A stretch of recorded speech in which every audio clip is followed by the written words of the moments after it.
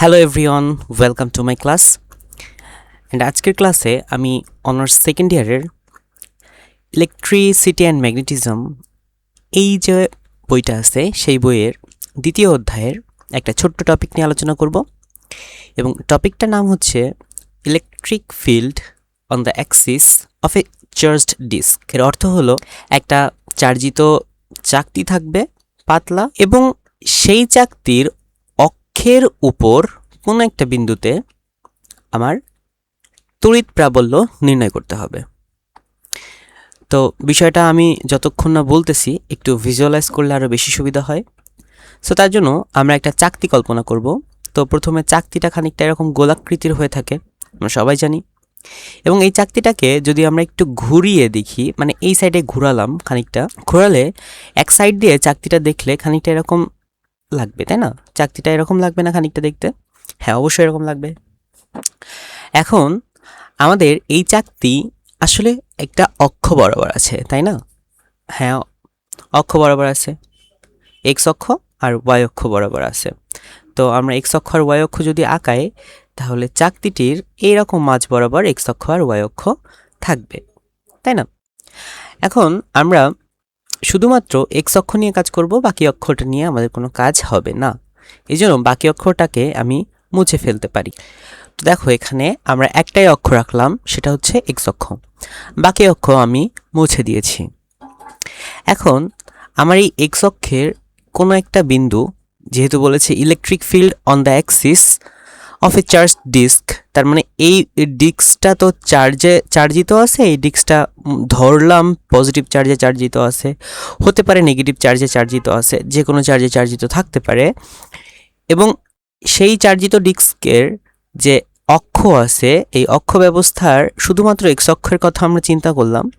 এবং এই এক্স অক্ষের যে কোনো একটা বিন্দুতে ধরলাম, এরকম একটা বিন্দুতে, এই বিন্দুতে আমাদের আসলে ইলেকট্রিক ফিল্ড বা তড়িৎ প্রাবল্য আমাদের বের করতে হবে।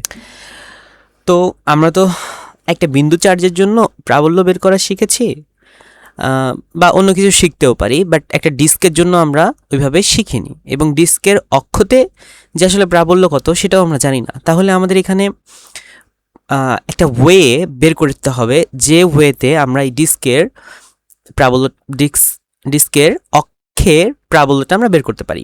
তো সেটা আসলে কিভাবে বের করতে হবে সেটা একটু চিন্তা করি, চলো আমরা সবাই মিলে।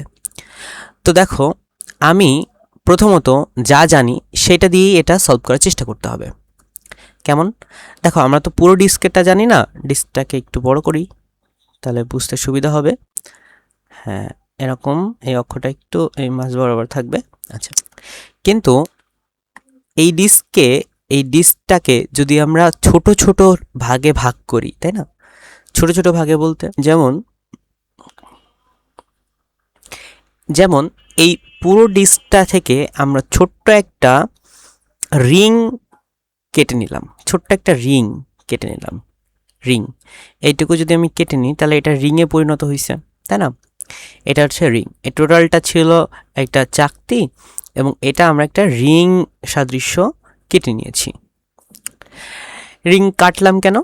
কারণ এই ছোট্ট রিংয়ের যে কোনো একটা সাইড যদি আমি চিন্তা করি, এই ছোট্ট একটা সাইড যদি চিন্তা করি, তাহলে এখানে একটা ছোট্ট ক্ষেত্রফল আমরা পাই।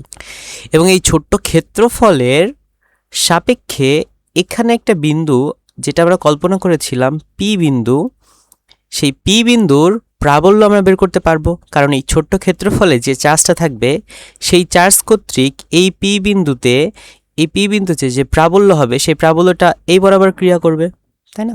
এই বরাবর প্রাবল্য ক্রিয়া করবে। এবং সেটা আমরা যদি বের করতে পারি, তাহলে দেখো আমরা এরকম ছোট্ট একটা ক্ষেত্রফলের জন্য বের করতে পারলাম।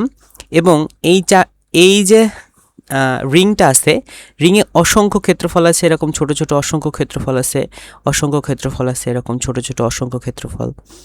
সেই সবগুলো ক্ষেত্রফল আমরা যদি যোগ করি, এবং ওই সবগুলো ক্ষেত্রফলের দরুন যে প্রাবল্যটা পাবো, সেই প্রাবল্য যদি আমরা একসাথে যোগ করি, তাহলে এই পুরো রিং দ্বারা এই বিন্দুতে কি পরিমাণ প্রাবল্য হচ্ছে সেটা আমরা বের করতে পারবো। এবং দেখো, চাকতিটা তো অসংখ্য রিং দ্বারা আবার তৈরি, তাই না? তাহলে একটা রিংয়ের জন্য যদি আমি একটা প্রাবল্য পেয়ে যাই পি বিন্দুতে, তাহলে এই চাকতিটা যে যতগুলো রিং দ্বারা তৈরি, বা আমরা দেখব যে আসলে কতগুলো রিং দ্বারা তৈরি, বা কতগুলো বলতে সমস্ত রিং দ্বারা যে মোট প্রাবল্য এখানে তৈরি হবে সেটা যদি আমরা বের করতে পারি, তাহলে এই চাকতি দ্বারা এখানে যে কি প্রাবল্য সেটা আমরা বের করতে পারবো। আমার কথা হয়তো বুঝতে পারছো যে প্রথমে চাকতিটা তো আমরা জানি না, তাই চাকতি থেকে একটা রিং কেটে নিলাম, সেই রিংয়ের ছোট্ট একটা ক্ষুদ্রফল কেটে নিলাম, সেই ছোট্ট ক্ষুদ্র ক্ষেত্রফল দ্বারা এই পি বিন্দুতে কী পরিমাণ ইলেকট্রিক ফিল্ড তৈরি হচ্ছে সেটা আমরা বের করতে পারবো। এবং এই রিংয়ের এরকম ছোট্ট ক্ষুদ্র ক্ষেত্রফল তো অনেক আছে, তো এরকম অনেক ক্ষুদ্র ক্ষেত্রফল একসাথে যোগ করলে আমরা এখানে এই রিংয়ের জন্য কী পরিমাণ প্রাবল্য পাচ্ছি সেটা বের করব। এবং এরকম রিং অসংখ্য আছে এর মধ্যে, এবং সবগুলোকে যোগ করলে পুরো চাকতির জন্য আমরা পেয়ে যাব। তো এইগুলো হচ্ছে আমাদের ধাপ। তো এখন এই ধাপগুলো আমরা কিভাবে ইমপ্লিমেন্ট করব অঙ্কে, তো সেটা আমরা একটু দেখে ফেলি চলো। তো এই ছোট্ট ক্ষুদ্র ক্ষেত্রফলকে আমরা ধরে নিলাম, এই ছোট্ট ক্ষুদ্র ক্ষেত্রফল হচ্ছে ডেল এস পরিমাণ ছোট্ট ক্ষুদ্র ক্ষেত্রফল। তো এই ছোট্ট ক্ষুদ্র ক্ষেত্রফল দ্বারা পি বিন্দুতে কি পরিমাণ ইলেকট্রিক ফিল্ড তৈরি হবে সেটা আমাদের দেখতে হবে এখন। তো এই ছোট্ট ক্ষুদ্র ক্ষেত্রফল দ্বারা পি বিন্দুতে সৃষ্ট ইলেকট্রিক ফিল্ড কত সেটা আমরা একটু দেখে ফেলি। এখানে হিসাব করব, তো আমরা লিখি ডেল এস ক্ষেত্রফল দ্বারা, ক্ষেত্রফলের জন্য অন্য কালি ইউজ করি বুঝতে সুবিধা হবে, ডেল এস ক্ষেত্রফলের জন্য ডেল এস ক্ষেত্রফলের জন্য পি বিন্দুতে প্রাবল্য, এটা বের করতে হবে আমাদের প্রথমে। তো এই ডেল এস ক্ষেত্রফলের জন্য পি বিন্দুতে প্রাবল্য আমরা বের করতে হবে। তো চলো আমরা প্রাবল্যের সূত্র কি জানি? প্রাবল্যের সূত্র জানি ই সমান সমান 1/4 pi epsilon naught q divided by r square, তাই না? এখন কিউ বলতে কি? চার্জ। তো এই ডেল এস ক্ষেত্রফলের মধ্যে কি পরিমাণ চার্জ আছে সেটা আমাদের আগে দেখতে হবে। তো ডেল এস ক্ষেত্রফলের মধ্যে কি পরিমাণ চার্জ আছে সেটা বের করতে হলে আমাদের পুরো চাকতিতে আসলে কি পরিমাণ চার্জ আছে সেটাকে একটু দেখে নিতে হবে। তো আমরা ধরলাম পুরো চাকতিতে তো চার্জ এরকম ছড়ানো আছে, তো ধরলাম পুরো চাকতিতে কিউ পরিমাণ চার্জ আছে, এই পরিমাণটা কত? কিউ। তাহলে আমরা লিখতে পারি এখানে যে পুরো চাকতির ক্ষেত্রফল যদি এ হয়, তাহলে এ ক্ষেত্রফলের মধ্যে কিউ পরিমাণ চার্জ আছে, অতএব একক ক্ষেত্রফলের মধ্যে যে পরিমাণ চার্জ আছে কিউ ডিভাইড বাই এ, এবং এটাকে আমরা সিগমা দ্বারা প্রকাশ করি, তাই না? সিগমা দ্বারা প্রকাশ করি। তাহলে আমরা বলতে পারতেছি যে একক ক্ষেত্রফলের মধ্যে সিগমা পরিমাণ চার্জ রয়েছে। তাহলে একক ক্ষেত্রফলের মধ্যে যদি সিগমা পরিমাণ চার্জ থাকে, তাহলে ডেল এস পরিমাণ ক্ষেত্রফলের মধ্যে কি পরিমাণ চার্জ থাকবে? অতএব ডেল এসের মধ্যে আছে সিগমা ইন্টু ডেল এস পরিমাণ charge, sigma into del s. তাহলে এই যে ছোট্ট ক্ষেত্রফল, ক্ষুদ্র ক্ষেত্রফলের মধ্যে কি পরিমাণ চার্জ আছে? সিগমা ইন্টু ডেল এস, বুঝছো? তো এই যে কিউ এর মান, মানে এই ছোট্ট ক্ষেত্রফলের মধ্যে কি পরিমাণ কিউ আছে বা চার্জ আছে, সেটা হচ্ছে সিগমা ইন্টু ডেল এস। তাহলে আমরা কিউ এর জায়গায় সিগমা ইন্টু ডেল এস লিখতে পারি, এখানে কিউ এর জায়গায় সিগমা ইন্টু ডেল এস লিখতে পারি, ডেল এস লিখতে পারি। আচ্ছা, এখন দেখো আর স্কোয়ার মানে কি? দূরত্ব। কোথা থেকে দূরত্ব? যে বিন্দুতে চার্জ আছে সেই চার্জ থেকে যে বিন্দুতে প্রাবল্য নির্ণয় করতেছি তার মধ্যবর্তী দূরত্ব। তো এইটার দূরত্ব তো আমরা জানি না, তাহলে আমরা কিসের দূরত্ব জানি?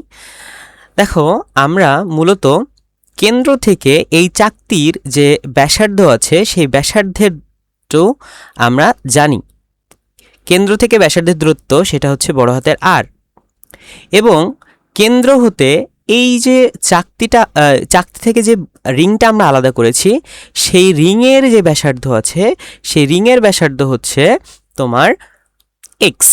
সেই রিংয়ের ব্যাসার্ধ কত? এক্স। এই পর্যন্ত যে দূরত্ব সেটাকে আমরা বলতেছি কি? এক্স।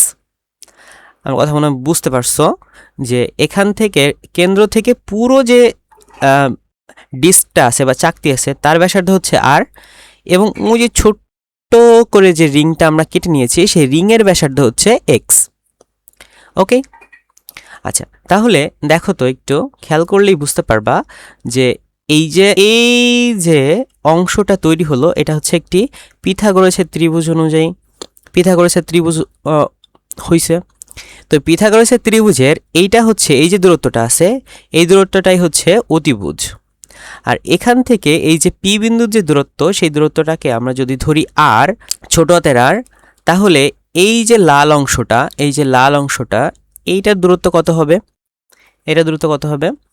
অবশ্যই √(x² প্লাস r² হবে না? অবশ্যই x² প্লাস r² হবে অবশ্যই। তাহলে এই যে ডেল এস ক্ষেত্রফলের এই অংশ থেকে এই পি বিন্দুর দূরত্ব কত? √(x² plus r²। তাহলে এই যে দূরত্বটা এটা মুছে দিয়ে আমরা ওই দূরত্বটা লিখতে পারি, তাই না?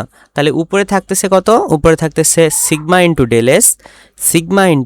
ডেল এস আর নিচে থাকতেছে √(r² প্লাস x² তার হোল স্কোয়ার, কারণ দূরত্বের স্কোয়ার হবে অবভিয়াসলি। তাহলে আমরা যে ইটা পাই সেই ই সমান সমান কি পাচ্ছি? 1/4πε0 sigma into del s divided by square root কেটে গেলে r² প্লাস x²। এই জিনিসটা আমরা পাচ্ছি। এবং এটা কি আসলে? এটা আসলে এই ছোট্ট ক্ষুদ্র ক্ষেত্রফল দ্বারা পি বিন্দুতে যে তড়িৎ প্রাবল্য সেটা। তো এটাকে আমরা ইপি দ্বারা প্রকাশ করতে পারি, অবশ্যই প্রকাশ করতে পারি। তাহলে এই দিকে যেটা ক্রিয়া করতেছে সেটা হচ্ছে ইপি, তাই না? আচ্ছা, তো আমরা এখন ছোট্ট ক্ষুদ্র ক্ষেত্রফল পেয়ে গেলাম। এরকম অসংখ্য ক্ষুদ্র ক্ষেত্রফল আছে না? অসংখ্য, এখানে আছে, এখানে আছে, এখানে একটা ক্ষেত্রফল আছে, এখানে একটা ক্ষেত্রফল আছে, অসংখ্য ক্ষুদ্র ক্ষেত্রফল আছে, এখানেও একটা ক্ষেত্রফল আছে। এখন এইটা একটা স্পেশাল কেস। কেন? দেখো, এই যে ছোট্ট ক্ষুদ্র ক্ষেত্রফল এর বিপরীত পাশে এই ক্ষেত্রফলটা আছে না? একদম পুরো বিপরীত পাশে। দেখো আমি একটু হাইলাইট করে দেখাই, এই যে ক্ষেত্রফলটা আছে তার একদম বিপরীত পাশে এই ক্ষেত্রফলটা আছে। এবং এই ক্ষেত্রফলের জন্য যদি আমি ইপি এর মানটা বের করতে চাই, একই জিনিস কিন্তু, ঠিক আছে? দেখো এই ক্ষেত্রফলের জন্য যদি আমরা একটু বের করি, তাহলে এই দিকেও আমরা কি পাবো? একটা প্রাবল্য পাবো। এটাও হবে কি? ইপি। এটাও কি হবে? ইপি হবে, তাই না? আচ্ছা, এটা একটু ছোট করে দিই তাহলে সুবিধা হবে আই গেস। আচ্ছা, একটু ছোট করে দিই। এটাও কি হবে? ইপি হবে। কিন্তু আমার কথা হচ্ছে এই যে ইপিটা, এই ইপিটা তো কোনো অক্ষ বরাবর ক্রিয়া করতেছে না, মানে অক্ষ বরাবর তো নাই, কোনো অক্ষ বরাবর নাই। তাহলে ইপিকে যদি আমি অক্ষ বরাবর, ইপি যেহেতু একটা প্রাবল্য তো একটা ভেক্টর রাশি, তো ভেক্টরকে আমরা যদি দুইটা অংশে ভাগ করি, একটা হচ্ছে এক্স অক্ষ আর ওয়াই অক্ষে ভাগ করি, তাহলে দেখো এক্স অক্ষের দিকে ইপি এর একটা অংশ যাবে, মানে এটার কথা কল্পনা করতেছি কিন্তু, হ্যাঁ এটার কথা চিন্তা করতেছি। তো এই যে ইপি ভেক্টরটা, এই ইপি ভেক্টরের এক্স অক্ষ বরাবর একটা উপাংশ যাবে, সেটা হচ্ছে এই দিকে, এটাকে আমরা বলবো ইপিএক্স। এবং এইটার ওয়াই অক্ষ বরাবর একটা উপাংশ যাবে, সেটাকে আমরা কি বলতেছি? ইপিওয়াই। এটাকে আমরা কি বলতেছি? ইপিওয়াই। এবং ইপিওয়াইটা কোন দিকে যাবে বলতো? এই দিকে যাবে, ওয়াই অক্ষ বরাবর, তাই না? এটা হচ্ছে ইপিওয়াই, এটা হচ্ছে ইপিওয়াই। এখন দেখো এটা হচ্ছে কার জন্য? এই ইপি এর জন্য।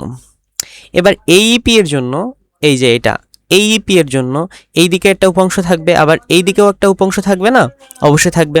তো দেখো এই দিকে যে উপাংশটা থাকবে সেটা আবার কি হবে? ইপিএক্স হবে। সেটা হবে কি হবে? ইপিএক্স হবে।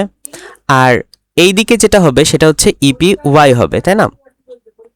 এটাও কি হবে? ইপিওয়াই হবে, এটাও ইপিওয়াই হবে। এখন এই জিনিসটা কেন করলাম? দেখো আমরা একটা কথার উত্তর দাও যে যদি একদম ঠিক বিপরীত দুইটা পয়েন্ট হয়, তাহলে দেখো বিপরীত দুইটা উপাংশ পাচ্ছি, ইপি এর দুইটা উপাংশ পাচ্ছি। এটা হচ্ছে ইপিওয়াই নিচের দিকে আর একটা হচ্ছে উপরের দিকে। তার মানে এই দুইটা কি হয়ে যাবে? নালিফাই হয়ে যাবে না? কাটাকাটি হয়ে যাবে, এই দুইটা কাটাকাটি হয়ে যাবে। শুধুমাত্র থাকতেছে কি বলতো? ইপিএক্স, মানে এক্স অক্ষের উপাংশটাই থাকতেছে। তাহলে ইপি যে প্রাবল্যটা আমরা বের করতেছি তার শুধুমাত্র এক্স অক্ষ বরাবর যে প্রাবল্যটা সেটাই বেঁচে থাকতেছে, ওয়াই অক্ষ বরাবর কোনো প্রাবল্য আমাদের বেঁচে থাকছে না বা কাটাকাটি হয়ে যাচ্ছে। যদি এখানকার একটা বিন্দু আর এখানকার একটা বিন্দু দিই, তারাও কিন্তু কাটাকাটি চলে যাবে ওয়াই অক্ষ, শুধুমাত্র থাকবে কি? এক্স অক্ষ বরাবর। তাহলে আসলে মূলত ইপি সমান সমান কি? ইপি এক্স না? তাহলে আমরা লিখতে পারি যে মূলত আসলে ইপি সমান সমান আসলে ইপি এক্স, মানে এক্স অক্ষের প্রাবল্য, ওয়াই অক্ষের প্রাবল্য নাই এখানে। আর ইপি এক্স বা এক্স অক্ষের প্রাবল্য আসলেইটা কি একটু দেখি তো। দেখো এইটা যদি হয় থেটা কোণ, একটু মনোযোগ দিয়ে দেখবা, এইটা হচ্ছে যদি থেটা কোণ হয় তাহলে বিপরীত কোণ হিসেবে এটাও কি হবে, থেটা কোণ হবে। আর এইটাকে ইপিকে আমরা দুইটা উপাংশে ভাগ করছি তো, ইপি এক্স এবং ইপি ওয়াই, তার মানে ইপি এক্স সমান সমান কত আসতেছে দেখো তো, ইপি এক্স সমান সমান ইপি কস অফ থেটা আসতেছে না। তাহলে ইপি সমান সমান ইপি এক্স, আর ইপি এক্স সমান সমান কি বলতো, ইপি কস থেটা না, অবশ্যই ইপি কস থেটা, তাই তো। ইপি ওয়াই তো কাটাকাটি চলে গেল, এবং ইপি এর মান কত পেয়েছিলাম আমরা, এটা পেয়েছিলাম না, এটা। তাহলে ইপি সমান সমান আমরা লিখতে পারি 1/4 পাই এপসাইলন নট ডে 1/4 pi epsilon not sigma 1/4 pi epsilon not sigma into s divided by r square plus x square, এটা পেয়েছিলাম ইপি এর মান, into cos theta. Cos theta আসলে কি, কবরে ভূত অনেক। এখন থিটা তো এটা, তাহলে কস ভূত মানে ভূমি যেটা আছে সেটা হচ্ছে আর, ডিভাইডেড বাই অতিভুজ, অতিভুজ কোনটা আছে, root over of x square plus r square, এইটা, তাই না, এক্স্যাক্টলি এইটা। তাহলে আমরা যদি একটু ক্যালকুলেশন করি এটাকে, তাহলে আমরা কি পাই দেখো তো, আমরা পাই 1/4 pi epsilon not sigma into s divided by, এটা হচ্ছে এখানে আছে 1 আর এখানে হচ্ছে টু দি পাওয়ার হাফ, তাই না, এস এই রুটটা উঠাই দিলে টু দি পাওয়ার হাফ চলে আসে, তাহলে হাফ আর 1 যদি যোগ করা হয় তাহলে 3/2 চলে আসে, তাহলে r square plus x square to the power 3/2 into এখানে কি থাকে, আরেকটা আর থাকে। এটাই হচ্ছে কি বলতো ইপি এক্স বা এক্স অক্ষ বরাবর। তাহলে এটা হচ্ছে ইপি এক্স হচ্ছে ছোট্ট ক্ষুদ্র ক্ষেত্রফল ডেল এস এর জন্য পি বিন্দুতে তড়িৎ প্রাবল্য, এটা হচ্ছে ছোট্ট একটা ক্ষেত্রফল ডেল এস এর জন্য আমরা বের করেছি। এরকম কতগুলো ডেল এস আছে এখানে, কতগুলো ডেল এস আছে, অনেকগুলো ডেল এস আছে না, এবং সেটা কত সেটা আমাদের বের করতে হবে। তো মোট ক্ষেত্রফল ডেল এসটাকে যদি আমি সবগুলো যোগ করি, এখানকার যতগুলো ডেল এস আছে সবগুলো যদি যোগ করি তাহলে আসলে রিংয়ের ক্ষেত্রফলটা পাচ্ছি না আমরা। তো আসলে রিংয়ের ক্ষেত্রফলটা কত আমরা একটু দেখতে চাই। তো রিংটাকে আমরা যদি বাইরে বের করে নিয়ে আসি, তাহলে রিংটাকে বাইরে বের করে নিয়ে এসে যদি আমরা খুলে ফেলি, এক সাইড দিয়ে খুলে ফেলে আমরা যদি লম্বা করে সাজাই, তাহলে রিংটা খানিকটা এরকম দেখতে হবে না, অবশ্যই এরকম হবে। এখন একটু খেয়াল করো, আমি একটু জুম করি, এই যে এখানে একটু জুম করি, এখানে এই যে রিংয়ের যে ছোট্ট এই যে অংশটা, এই অংশটাকে আমরা যদি ডিএক্স বলি, কি বলি, ডিএক্স, এই অংশটাকে আমরা কি বলতেছি বলতো, ডিএক্স বলছি, ডিএক্স, ক্ষুদ্র যে দৈর্ঘ্যটা আছে সেটা হচ্ছে ডিএক্স, তার মানে এখান থেকে এইটুকু হচ্ছে ডিএক্স, ঠিক আছে, এইটুকু হচ্ছে ডিএক্স, ওকে, এটা হচ্ছে ডিএক্স। তো চলো, এটা যদি ডিএক্স হয়, অনেক ছোট করে ফেললাম কি নাকি, আচ্ছা, এটা হচ্ছে ডিএক্স, তাই তো, হ্যাঁ। তো ওইটা যদি ডিএক্স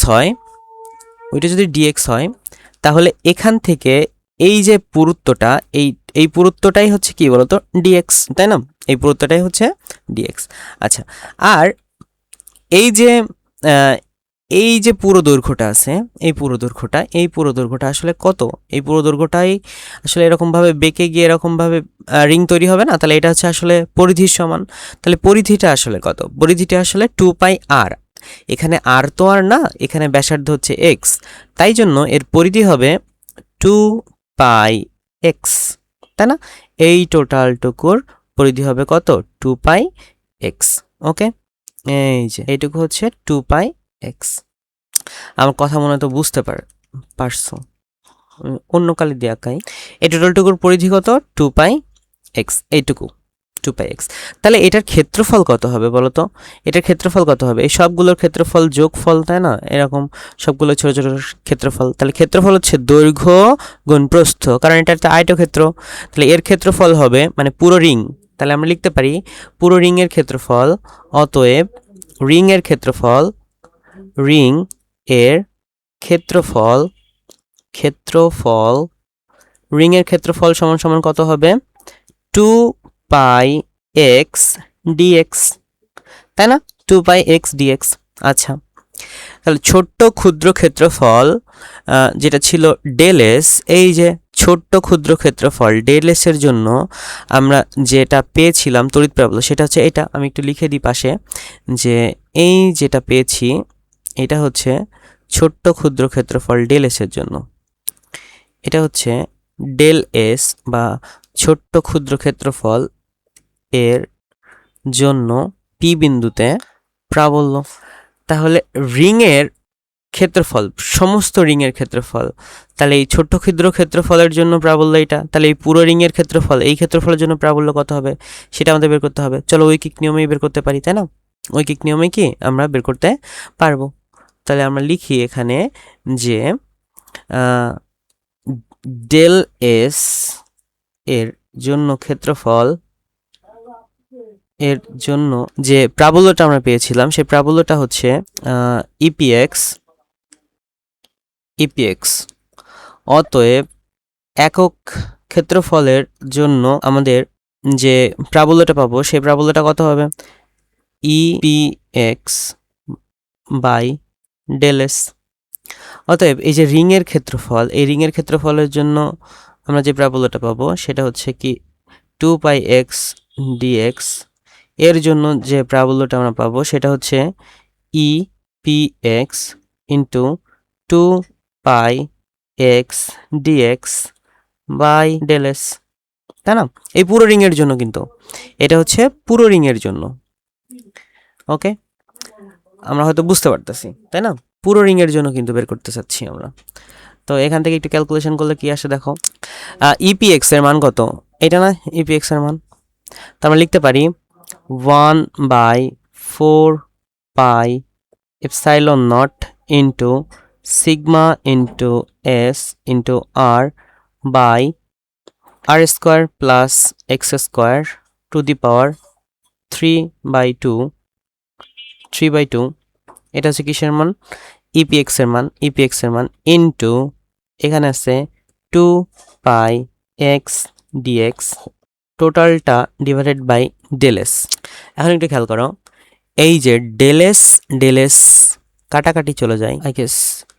সরি একটু দাঁড়াও। সিগমা ইন্টু ডেল এস, আমি কি এখানে একটু লিখতে ভুল করেছি? সিগমা ইন্টু ডেল এস, হ্যাঁ, এখানে একটু লিখতে ভুল করেছি। এখানে একটা ডেল হবে, এখানে একটা ডেল হবে, হ্যাঁ। এই যে sigma into del s into r, sigma into del s into r. এখানে হবে ডেল এস। এই ডেল এস কাটাকাটি চলে যাবে, পাই কাটাকাটি চলে যাবে, 2 1 2, 2 2 4, এখানে থাকবে শুধুমাত্র 2। তাহলে কি কি পড়ে থাকলো একটু খেয়াল করি। পড়ে থাকলো হচ্ছে 1/2 epsilon not sigma into r divided by r square plus x square to the power 3/2 into x dx. এইটা কি? এই ক্ষেত্রফল। আর এই ক্ষেত্রফলটা কিসের ছিল? রিংয়ের ক্ষেত্রফল। তাহলে এটা যেটা পাইছি আমরা, যে পুরো রিংয়ের জন্য, এটা হচ্ছে পুরো রিংয়ের জন্য, তাই না? তাহলে আমি লিখি যে রিংয়ের জন্য যে প্রাবল্যটা, একটি রিংয়ের জন্য আর কি, হ্যাঁ, যে একটি রিংয়ের জন্য, একটি রিং এর জন্য প্রাবল্য, সেই রিংটা কোনটা? এই যে একটা রিং। এরকম রিং আসলে কোথা থেকে কোথায় বিস্তৃত আছে দেখো তো। r=0 থেকে r পর্যন্ত বিস্তৃত আছে না? তো একটা রিংয়ের জন্য যদি প্রাবল্য এটা হয়, তাহলে সমস্ত রিংয়ের জন্য, এখান থেকে সমস্ত রিংয়ের জন্য প্রাবল্য আসলে কত হবে? তো আমরা জানি যে এই সমস্ত রিংয়ের জন্য প্রাবল্য যদি আমরা যোগ করতে চাই, তাহলে আসলে আমাদের ইন্টিগ্রেশনের হেল্প নিতে হয়। তাহলে আমরা লিখতে পারি যে সমস্ত রিংয়ের জন্য যে প্রাবল্যটা হবে সেটাই হবে আসলে চাকতির জন্য, তাই না? অতএব সমস্ত রিংয়ের জন্য বা চাকতির জন্য যে প্রাবল্য হবে, চাকতি এর জন্য প্রাবল্য, সেটাকে আমরা ধরলাম ই। এই ই সমান সমান হবে ইন্টিগ্রেশন অফ 0 থেকে r পর্যন্ত, 0 থেকে r পর্যন্ত মানে কেন্দ্র থেকে, একদম কেন্দ্র থেকে একদম কেন্দ্র থেকে একদম পরিধি পর্যন্ত আর পর্যন্ত এই যে একটা রিংয়ের যে প্রাবল্যটা পাইছি সেটা ইন্টিগ্রেশন হবে, তাই না? তাহলে 0 থেকে আর পর্যন্ত 1/2 এপসাইলন নট, মানে এইটার মানটা টোটালটা, into sigma into r divided by r square plus x square 3/2 into x dx. এটাকে আমাদের এখন ইন্টিগ্রেশন করতে হবে, ঠিক আছে? তো ইন্টিগ্রেশন করতে হলে আমাদের কি করতে হবে? প্রথমে দেখো, এটা একটা জটিল ইন্টিগ্রেশনের টাইপের লাগতেছে, বাট আসলে সহজ একটা ইন্টিগ্রেশন। তো কিভাবে কি করতে হবে? দেখো, আমাদের এই যে আর স্কোয়ার প্লাস এক্স স্কোয়ার, এটাকে একটু ধরে নিতে হবে, পাশে একটু ধরে নিই আমরা। এটা সমান সমান আমরা জেড ধরে ফেলি, তাহলে x square plus r square সমান সমান আমরা ধরলাম কি জেড। তাহলে এবার দুই পাশে যদি ডিফারেন্সিয়েশন করি তাহলে কি পাবো আমরা? 2x dx, আর আরকে ডিফারেন্সিয়েশন করলে 0 আসে এক্সের সাপেক্ষে, আর এখানে আছে dz। তাহলে আমাদের x dx সমান সমান কত আসে বলো তো? dz by 2। ওকে, এবার লিমিটটা চেঞ্জ করে ফেলি। লিমিট চেঞ্জ করি। দেখো, x এর মান যখন 0 তখন লিমিটটা হবে x ইকুয়ালস টু, যখন 0 তখন লিমিটটা হবে আর স্কোয়ার সমান সমান জেড। আর x এর মান যখন r, তখন লিমিটটা আসলে হবে আর স্কোয়ার প্লাস ছোট হাতের আর স্কোয়ার সমান সমান কি জেড। তার মানে এই একটা লিমিট আর এই একটা লিমিট, দুইটা লিমিট পাচ্ছি আমরা। তাহলে সব কিছু যদি আমি একটু বসায় দিই, এরপর সব ক্যালকুলেশন, হ্যাঁ, তাহলে আমরা পাই, এটা একটু নিচে নিয়ে যাই, এই পাশে নিয়ে যাই, এবং দেখো ই সমান সমান ইন্টিগ্রেশন অফ, তাহলে 0 লিমিট হইলে সেটা হচ্ছে আর স্কোয়ার, তার মানে এটা হচ্ছে আর স্কোয়ার, আর এটা কি আর স্কোয়ার প্লাস এক্স স্কোয়ার, আর square plus r square, limit change করে ফেললাম, এবং এটা অ্যাজ ইউজুয়াল রেখে দিলাম, এটা 1/2 epsilon not sigma into r divided by, দেখো r square plus x square এটা সমান সমান কী ধরেছিলাম, বা x square plus r square সমান সমান কী ধরেছিলাম? জেড, একই জিনিস।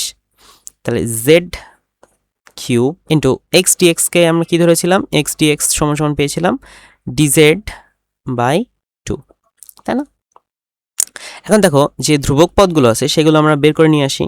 ই সমান সমান ইন্টিগ্রেশনের বাইরে নিয়ে আসি। দেখো 1/2 এপসাইলন নট সিগমা আর, আর এই যে 2 আর 2 গুণ করলে 4 আসে, তাহলে বাইরে আসবে 1/4 এপসাইলন নট, উপরে থাকবে সিগমা ইন্টু আর, আর এখানে থাকবে আর স্কোয়ার, উপরে থাকবে আর স্কোয়ার প্লাস আর স্কোয়ার, আর এখানে থাকবে ডিজেড বাই জেড কিউ। বা এটাকে আমরা আরেকটা লাইন যদি আমরা করতে চাই তাহলে same 1/4 epsilon not sigma into r, এটা 6-এর মতো লাগতেছে, বাট এটা কিন্তু আসলে সিগমা, এটা আসলে সিগমা ইন্টু আর, লিমিট আর স্কোয়ার প্লাস আর স্কোয়ার, আর ডিজেডকে যদি আমরা উপরে উঠাই তাহলে আসলে -3 চলে আসে, মানে z⁻³ ওইটাকে আমরা যদি একবারে না করে ডিজেড আমরা বসাই দিই। এরপরে একটু খেয়াল করো, আমরা যদি এই পাশে ক্যালকুলেশনটা করি তাহলে বুঝতে আরো বেশি সুবিধা হবে। আচ্ছা, না, নিচেই যাই। দেখো এরপরে আমাদের আরেকটু ক্যালকুলেশন করতে হবে। এবার মানে ইন্টিগ্রেশন করার পালা। 1/4 পাই তো নাই, 1/4 এপসাইলন নট সিগমা ইন্টু আর, আর এটাকে ডিফারেন্সিয়েশন ইন্টিগ্রেশন করলে আমরা পাই z⁻½ নিচে থাকে -½ এবং লিমিট যদি আমরা বসাই, আপার লিমিট হবে আর স্কোয়ার প্লাস আর স্কোয়ার এবং লোয়ার লিমিট হবে আর স্কোয়ার, এবং এই -½ যদি চলে আসে তাহলে উপরে চলে যায় 2, তাহলে আলটিমেটলি যেটা আসে সেটা হচ্ছে ই সমান সমান -1/2 epsilon not sigma into r, এটা তো আসে, আর এখানে থাকে z⁻⁻², তার মানে 1/√z, তো 1/√z মানে কত? 1/√z, জেডকে আমরা ধরেছিলাম কত ধরেছিলাম দেখো তো, জেড সমান সমান কি ধরেছিলাম? x² plus r²। তাহলে 1/√z মানে কি? x² plus r²। তাহলে x² প্লাস r², তাই না? আচ্ছা, সরি, এখানে একটু ভুল হয়েছে, আমি বসাই টোটালটা। এটা যদি বসাই, এটা চলে গেল, তাহলে ইন্টু z/√z, এবং লিমিটটা এখনো বসাইনি, r², আর এখানে r² প্লাস r²। এবার লিমিট বসাতে হবে এখানে, চলো লিমিট বসাই। তো এখানে ই সমান সমান -1/2 epsilon not sigma into R into 1/√ এটা আপার লিমিট r² প্লাস ছোট হাতের r² মাইনাস 1/√ বসাই দিছি। এরপরে কি করতে হবে? ই সমান সমান এই মাইনাসটা ভিতরে যদি গুণ করে দিই তাহলে প্লাস হয়ে যাবে 1/সিগমা ইন্টু r/2 এপসাইলন নট, ভিতরেটা উল্টা যাবে, তাহলে 1 ডিভাইডেড বাই r² এবং রুট কাটে গেলে থাকে r minus 1/r² plus r² plus r² to the power 1/2, একই জিনিস, রুট ওভার যা 1/2 ও তাই। এখন দেখো r দ্বারা যদি গুণ করে দিই, উপরে যদি r দ্বারা গুণ করে দিই তাহলে আসলে কত আসে? ই সমান সমান, আচ্ছা এখানেও রাখা যায়, বা এই আরটা দ্বারা যদি ভিতরে গুণ করে দিই তাহলে কি আসে? 1 sigma divided by 2 epsilon nought, এই আরটা ভিতরে গুণ করে দিলাম তাহলে কি আসবে? r/r সমান সমান 1 minus r divided by r² plus r² 1/2। এই যে জিনিসটা পাইছি, এটা হচ্ছে পুরো চাকতির জন্য, আসলে এই যে টোটাল চাকতির জন্য আমাদের, এই যে পুরো চাকতির জন্য, এই পুরো চাকতির জন্য এরকম রিং এর জন্য আমরা যা পাইছিলাম, আর এটা হচ্ছে পুরো চাকতির জন্য। তাহলে এটা আমরা লিখতে পারি যে এটা হচ্ছে চাকতির জন্য এর অক্ষের পি বিন্দুতে, চাকতির জন্য এর অক্ষের পি বিন্দুতে প্রাবল্য। এই প্রাবল্য নির্ণয় করার জন্য আমাদের কি কি জানতে হবে? ওই যে চাকতিটা ছিল, সেই চাকতির যে কেন্দ্র থেকে যে অক্ষ আমরা কল্পনা করেছি, সেই অক্ষের কেন্দ্র থেকে যে অক্ষটা আমরা কল্পনা করেছি, সেই অক্ষের যত দূরে ধরো এখানে পি বিন্দু, তো এখান থেকে আসলে কত দূর? এখান থেকে আসলে এত দূরে যে বিন্দুটা আছে, যত দূরে বিন্দুটা আছে সেটা হচ্ছে আর, এই বিন্দুটা জানা লাগবে, এবং এই বড় হাতের আর, তার মানে এই যে চাকতির মোট যে ব্যাসার্ধটা আছে, এই বড় হাতের আর, এই দুইটা জানা লাগবে, জানলে আমরা বের করতে পারবো। ঠিক আছে, এটা হচ্ছে ছিল ক্লাস। সো ক্লাস যদি ভালো লেগে থাকে অবশ্যই সাপোর্ট করবেন বা করবে, অবশ্যই like, comment and subscribe. Thank you all.